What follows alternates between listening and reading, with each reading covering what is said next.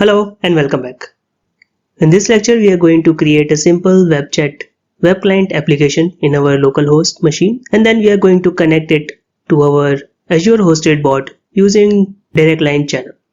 The bot framework web chat component is a highly customizable web-based client for the bot framework version 4 SDK. A lot of free samples are available at the GitHub repository provided by and maintained by Microsoft. So if you click on this link, in this repository, if you scroll down and go to samples directory, you'll see that Microsoft has already provided a lot of different samples as per different use cases for speech, for using the API, how you can recompose a UI, and then some samples on how you can migrate from version 3 bot framework to version 4. To use our web chat, we need to enable direct line or web chat connector and obtain the connector secret in Azure portal. Now your web chat is designed to integrate with your existing website. So if you have a existing website built on React or JavaScript, then you can easily integrate web chat in your website. Now a full typical web chat package, also called full feature bundle, is available at GitHub repository mentioned in the URL. We are going to use this to create our local web chat client. We are going to create a simple HTML page. So let's go ahead and set up our web chat index.html page using this repository. So I'm going to click on the link.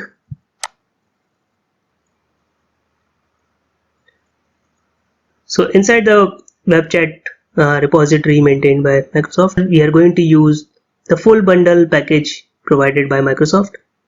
So I'm going to just create a simple index.html page, and then I'm going to leverage the webchat.js file provided by Microsoft. It is hosted on bot framework CDN network.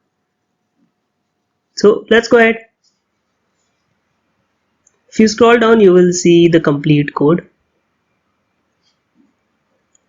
So in this code, you can see that webchat.js has been added as JavaScript at the top. Now we are going to just copy the whole page as is. Now just create a simple webchat.html file in any of your local folders.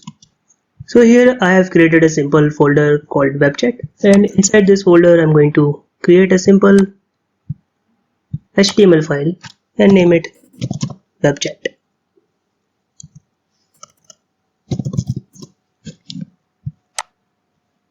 Let's open this file in Visual Studio Code and copy all the content we just copied from the repository and save it.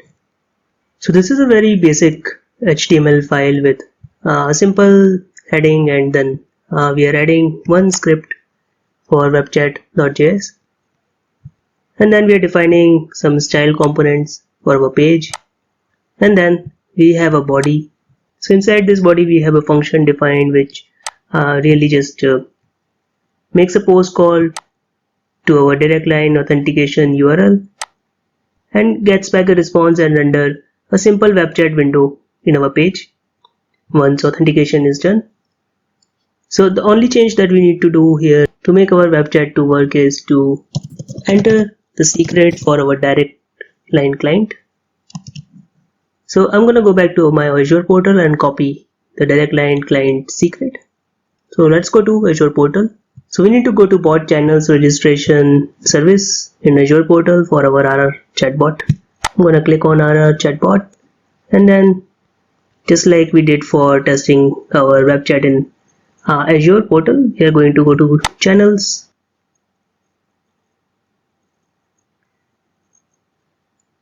and make sure that our direct line connector is running, and then click on edit. We just have one side added in our direct line connector, so we are going to copy one of the secret keys. I'm just going to copy the first one, and that's it. We need to copy it here in our webchat.html page. I'm going to put it in single quotes and save it. So that's pretty much it. If you open the webchat.html page, it should connect to our bot hosted in Azure portal. So let's go back to webchat folder and just open this webchat.html file in browser.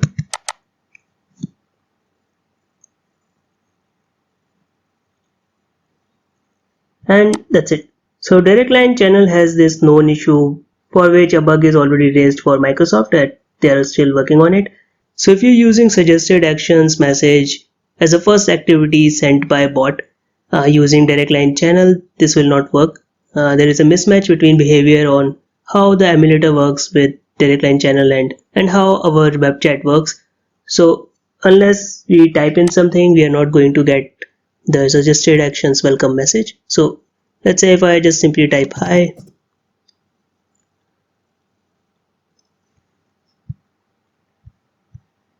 yeah, once I type something, only then I'm getting the welcome message. This is throwing an error because of that bug, but all the following messages should work perfectly fine. So if I type restaurant address, this should give back me restaurant address from Q&A maker and then present us with a suggested actions message. So we received the restaurant address and then we were presented with suggested actions message, and if I click on cancel reservation, I should get the adaptive card message. And everything else should work as it was with the emulator. So here we have tested our web chat successfully and all our use cases are working through web chat. So that's all for this lecture, and I'm going to see you in next session in which we are going to learn how you can connect to Facebook page Messenger.